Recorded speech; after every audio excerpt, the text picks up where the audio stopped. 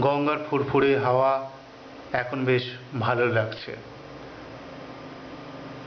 জামার দিকে তাকিয়ে রঙের ছোপগুলো দেখছিলাম। একটা দীর্ঘ পুরানো বটগাছ পলেস্তরা খসিয়ে বাড়ির ছাদে উঠছিল। ওটাকে যখন যৌথ পরিবারের বাউন্ডারির টানাপোড়েনে কেটে ফেলা হলো, আমার বেশ কষ্ট লেগেছিল। ওর মূল্য কার কাছে কত জানি না, আমার কাছে ওটা পুরনো অ্যালবামে সাদা কালো সাবেকি ছবির মতো।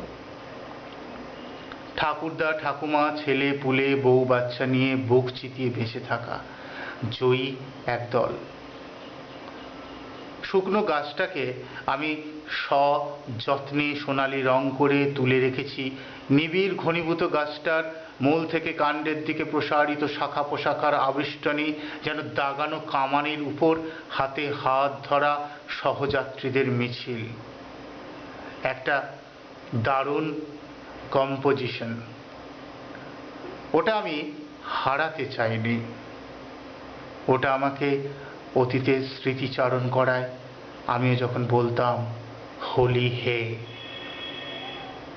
হঠাৎ গঙ্গার বুক বেয়ে বৃষ্টি এসে পড়ল আমার উপর।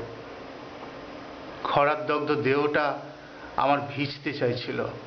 মন বলল অসময়ের বৃষ্টি। মনের ওপর ভর করেই ছুটছিলাম ছাউনির সন্ধানে। একটু আশ্রয়, নিশ্চয়তা, নিরাপত্তার খোঁজে নাট্যকার। কবে থেকে যেন সে খুব হিসেবি হয়ে গেছে। শেষ রক্ষা হলো না। বৃষ্টি নেমে এলো।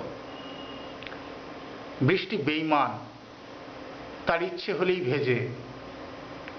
প্রখর গ্রীষ্মে তোমার ইচ্ছের শুশ্রূষার তাকে পাবে না। বজ্রধ্বনি, বিদ্যুৎ আলো অকপটে বলে দিল মেঘনাদ বধ শেষ অঙ্ক। গলে পড়া রংচটা শরীরের রং চুপচুপে ভেজা কাপড়ে আড়াল ব্যস্ত নিটোল শরীরের ভিক্টোরীয় ভাস্কর্য নির্মাণে। এক মৎস্যগন্ধা কুমারী সত্যবতী। আমি যেন পরাশরমণি। মেয়েটি যেন বলল আমাকে, বাবু যাবি? নৌকো ঘাটে বাঁধা। মৎস্যগন্ধা হবে যোজন গন্ধা। যুগ যুগ ধরে জন্ম নেবে কানীন সন্তান। মহাভারতের রচয়িতা ব্যাসদেব।